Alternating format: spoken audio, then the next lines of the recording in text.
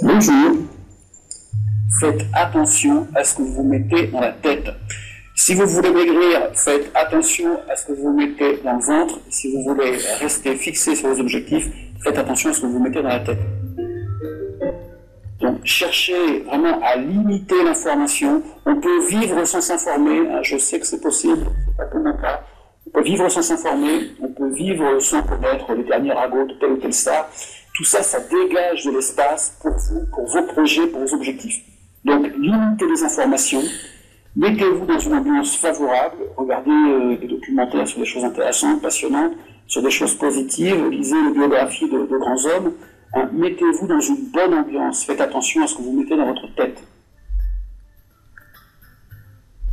Deuxième conseil, soyez prudent. Quand vous avez un projet, soyez prudent. Faites attention à qui vous allez en parler. Imaginez, vous avez un projet, voilà, je vais changer de boulot, je vais créer une entreprise. Bon, vous aurez des gens qui vont vous dire « Ah, mais c'est super, ah, vraiment, c'est génial, ah, c'est super ». Le problème, c'est que quand les gens vous disent ça, comment dire, intellectuellement, votre cerveau, il a une satisfaction et en fait, ça vous motive pas trop, paradoxalement, ça a été étudié scientifiquement, parce que c'est un peu comme si c'était déjà fait, quoi. Ah, tu vas créer une entreprise, ah, vraiment, c'est génial. Vous êtes content alors que vous n'avez encore rien fait. Hein. Donc, attention à ça. Allez plutôt vers des gens qui vont un peu vous provoquer, qui vont vous rappeler alors Gérard, là, tu changes de boulot, là.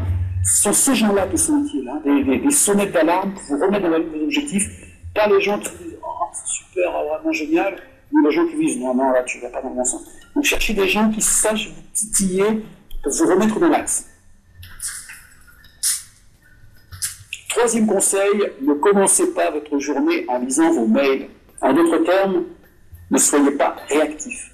Si vous avez un projet, c'est ce projet qui doit décider de votre emploi du temps, pas le mail que Pierre Project vous a envoyé. Hein. C'est un peu comme dans un avion. Hein. Si vous avez un enfant, vous prenez d'abord le masque pour vous et après le masque pour l'enfant. Hein. C'est ça la logique. C'est je m'occupe d'abord de mes projets et après je m'occupe des autres.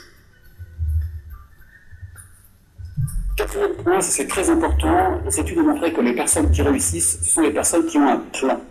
Voilà, ils ont des objectifs. Voilà. À 3 mois, l'objectif c'est ça, à 6 mois, l'objectif c'est ça, à 1 an, l'objectif c'est ça. Un objectif avec des points de rendez-vous, et en un sens, ils ne peuvent pas se noyer dans le fantasme, je vais faire telle chose, parce que, à un moment, ils se disent, ben voilà, ça fait 3 mois que j'ai lancé le truc, il ne s'est rien passé, je suis responsable. Donc, avoir un plan, c'est en quelque sorte prendre ses responsabilités, c'est créer un cadre pour prendre ses responsabilités. On voit si ça avance ou pas, donc on peut plus se cacher derrière son petit doigt.